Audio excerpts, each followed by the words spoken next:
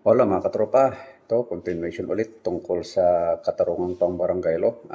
Ito discuss ko lang ng pahapiyaw paano yung proseso ng pagsasampa ng complaint o kaya dispute doon sa barangay, no? So unang-una diyan, magpo-file ka ng complaint mo doon sa barangay. Ito naman is ang complaint naman is actually meron ng form yan, fill in the blanks ka lang.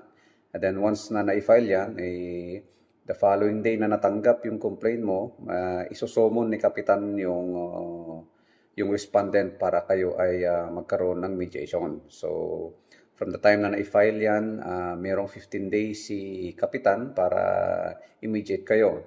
Ngayon, pag hindi nakuha sa mediation yung problema, hindi na na-settle yung problema nyo, mako-constitute yung tinatawag nating pangkat.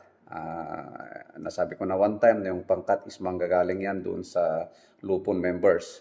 Ngayon, meron namang 15 days ang pangkat para i-resolve naman yung dispute yun na yan.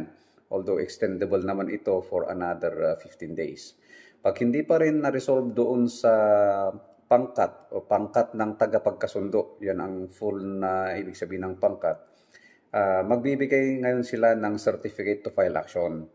So itong certificate to file action naman na ito naman yung gagamitin nyo para makapag-file kayo ng kaukulang kaso doon sa korte. So hindi po tatanggapin ng korte yung kaso nyo, i-dismiss po yan kung wala yung certificate to file action na yan. In cases na kailangan yung mediation doon sa barangay. Kasi not all instances kailangan dumaan sa barangay. Meron mga instances na kailangan dumaan muna doon sa barangay yung kaso para mapag-usapan, ma-settle doon, and once it is not settled, that's the time that you can bring it up to the court.